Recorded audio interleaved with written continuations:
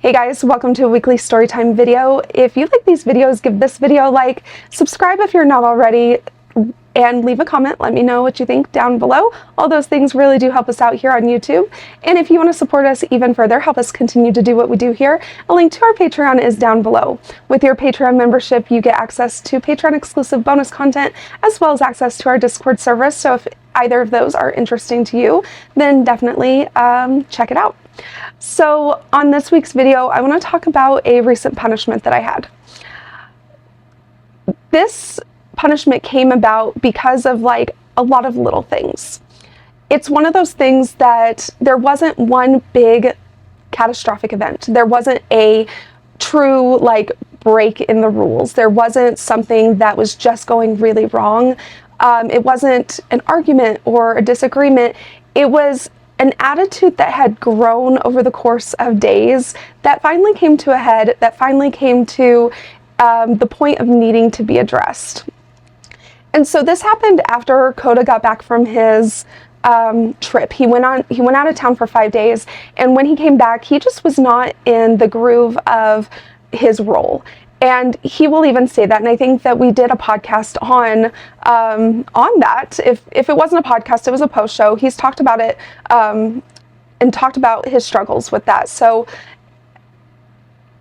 I was really trying to be supportive. When he first came back, I could tell that he was tired. I could tell that he had been kind of like just mentally fatigued from this trip. And I was trying to be really, really supportive. I was trying to stay in my role, and I did really well for a couple of days. And it was after a few days of not really having the support of his authority, not really having the support of his leadership, it started to weigh on me. And it started to really affect my attitude. And I know it shouldn't have. I know that I should have, brought my concerns to Coda in a more productive way, but that's not what happened. And I ended up letting this kind of complacency that had set in into how we were functioning together, I kind of let that just affect my attitude, and I started to become very resistant to our systems, to our routines, and I kind of let myself become complacent to his authority. And we didn't argue, but we weren't communicating well. There was a lot of miscommunication, and there was just a lot of underlying tension that was happening. And again, it wasn't like one conversation, it wasn't one like argument.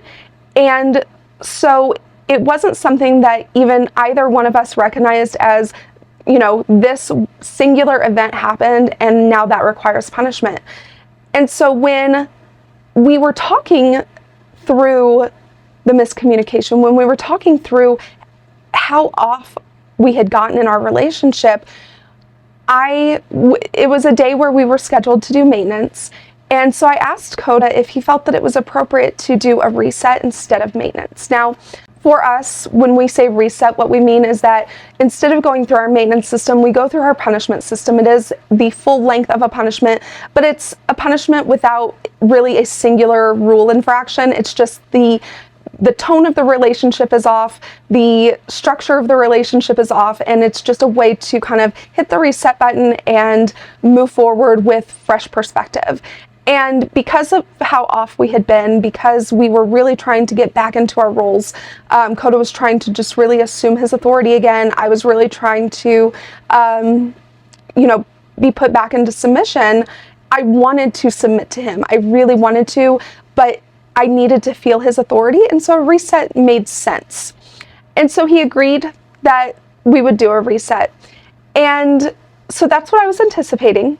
So I come out, and he lectures about how we've been off, and he's not going to let that continue, and we are going to get back into our roles, and we're going to get back into where we need to be in our relationship, and we're not going to continue to allow this trajectory to happen.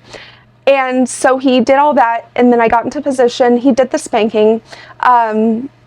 It was a lot because I hadn't been punished in a really long time. I hadn't been even to go through the punishment times, because at this point I still thought it was reset. And so it felt like a lot, because it was.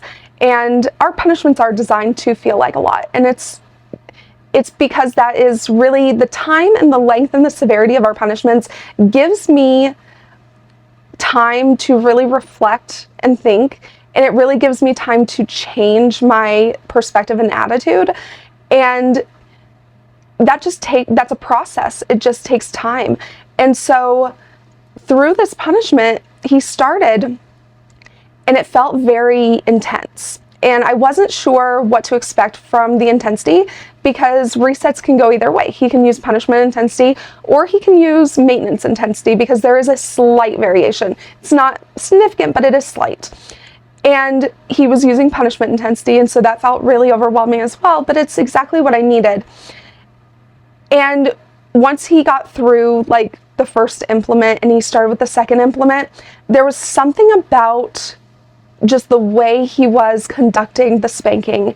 There was just something about the mood that he was bringing to it, the way he was delivering the spanking, that I started to feel like I was being punished. And which was, again, because of how off we had been, because of how I had allowed things to affect my mood, that also felt appropriate. I wasn't taken off guard. I wasn't defensive. I wasn't, that didn't bother me at all, but I just had this sense of like, this feels like a punishment.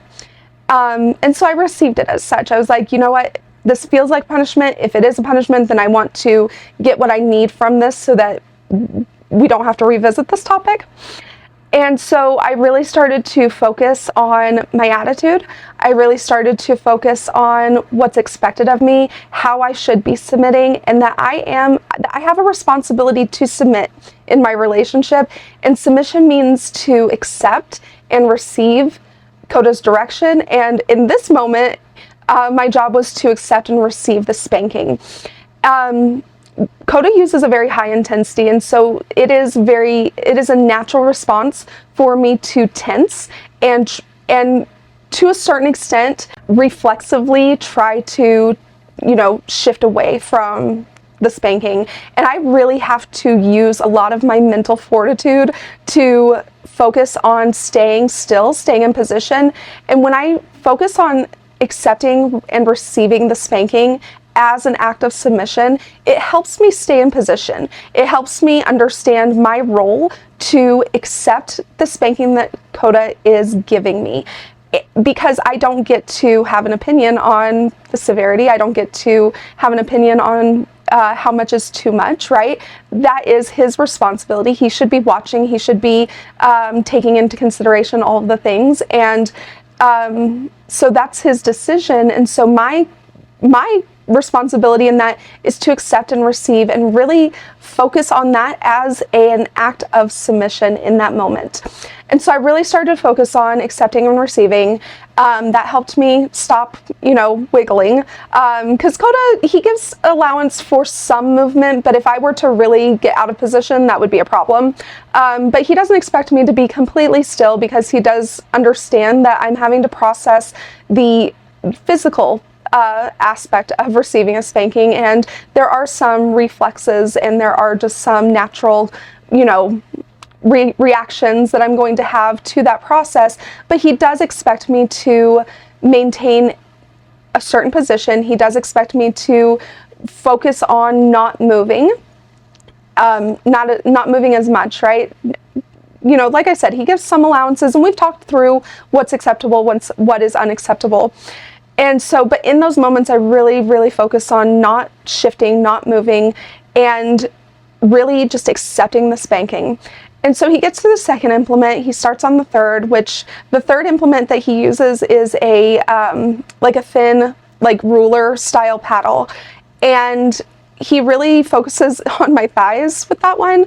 My thighs, my sit spot. And so that felt a new level of intense, because up to that point, he hadn't really gone down my thighs very, very much. He really just sticks to my upper thigh, but it is so much, it's just a new level of intense when he does that. And again, I was just like, yeah, this feels like a punishment, and I really need to focus on changing my attitude and changing my behavior in my relationship, because and then I started to realize how poorly I had been treating him. and how poorly I had let my attitude become. And that's when I really started crying, because I realized that I had behaved inappropriately. I had not done what I was supposed to do in my relationship, and the realization of that, plus the physical aspect of receiving a spanking, plus the emotional weight of feeling outside my role for so many days, I just broke down, and I cried so hard. And then, you know, he moved on to the cane and the loop, and of course those are the most intense implements in this whole process. And so it just felt like, you know, it compounded and reiterated what I was feeling in that moment, and helped me really just release everything, and helped me get to a place of true remorse and understanding my responsibility to not allow these things to happen, understanding my responsibility to communicate appropriately, because I did have the choice to come to CODA and to express my concerns in an appropriate way, and I didn't do that. And so it made me realize that I have a responsibility to do that, and I can do that next time. And then he finished the spanking with the paddle that he, again, focuses on my thighs with, and that just kind of creates an exclamation point on the whole process. And I was a mess, because I realized how wrong I had been. I was completely ready to be vulnerable in my relationship again, to come under his authority again. And in that moment, I felt his authority. I felt something shift within him, where he was like fully in his role again. He was fully in his authority. And as soon as he gave me permission to stand up, I fell into his arms. I just cried for a minute. And then as soon as I, you know, could formulate words again, which was only a few minutes, but I just looked up and I was like, was that a punishment or reset? And he said, that was a punishment.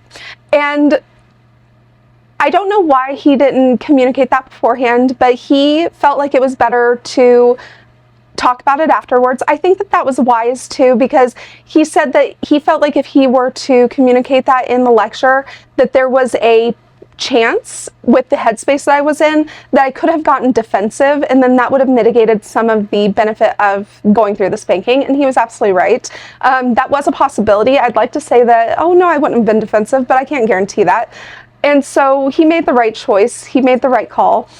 And so we talked about it afterwards, and he basically communicated to me that when he came out to think through what he was going to lecture on, what he was going to say to me before the spanking, he realized and reflected on the whole situation and felt like it was more appropriate to punish me for it rather than just do a reset. And I think that he was absolutely right. In fact, I know he was right, because that really just reignited our relationship on the trajectory that we wanted to be on.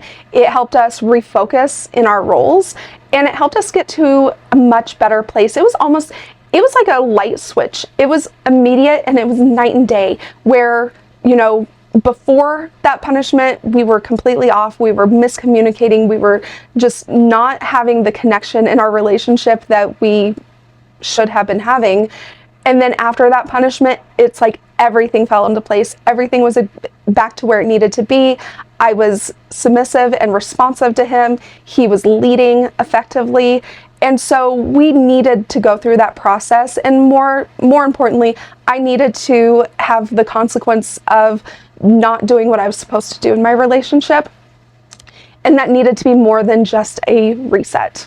So that is the story of how that went, and I think that it was hugely successful. It was a very successful spanking.